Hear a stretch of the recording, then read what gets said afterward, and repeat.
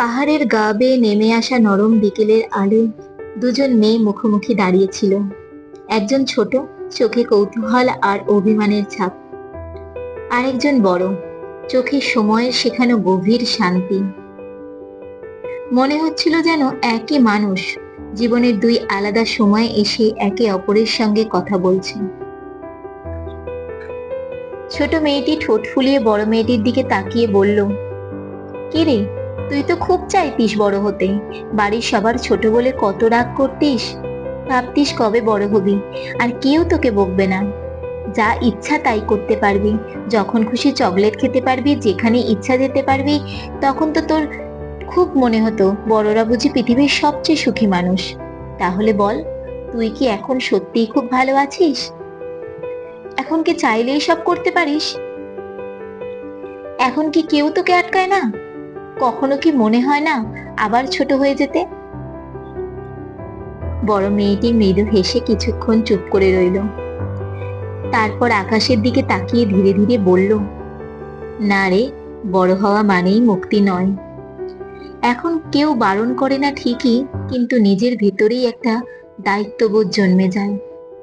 এখন চাইলেই যখন খুশি চকলেট খেতে পারি না, শরীরের কথা ভাবতে হয়। চাইলেই যেখানে সেখানে যেতে পারি না, অনেক কিছুর দায়িত্ব আছে তো, তাই। ছোটবেলায় মনে হতো সবাই শুধু শাসনই করে, কেউ বুঝি ভালোবাসে না। কিন্তু আজ বুঝি সেই শাসনের মধ্যেই কত যত্ন, কত মায়া লুকিয়েছিল। আজ এই বয়সে এসে বুঝতে পারছি ছোটবেলায় আমি আসলেই কতটা ভালোবাসায় ছিলাম। বাবা মায়ের বকুনি, দাদার শাসন, ছোট ছোট উপহার, অকারণে চিন্তা, সবকিছুর মাঝেই এক রাশ ভালোবাসা জড়িয়েছিল আমাকে। আমি বলবো না যে এখন খুব খারাপ আছি, তবে ছোটবেলাটাকে খুব মিস করি।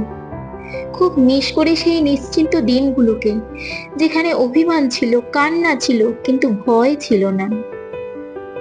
ছোট মেয়েটি চুপ করে শুনছিল, তার চোখে কোণে একটু জল চিকচিক করে উঠল।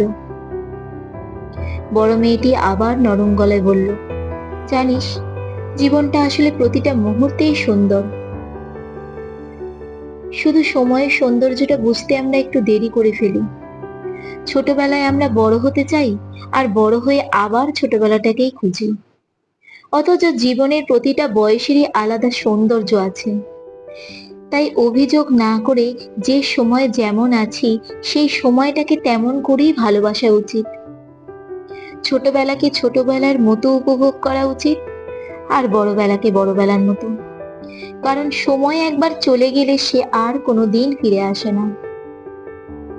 চারপাশে তখন হালকা বাতাস বইছিল। ছোট মেয়েটি নিঃশব্দে বড় মেয়েটিকে জড়িয়ে ধরল।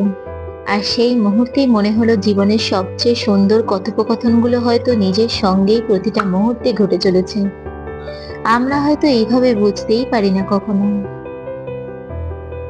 কলমে ও কণ্ঠে আমি কোয়েল।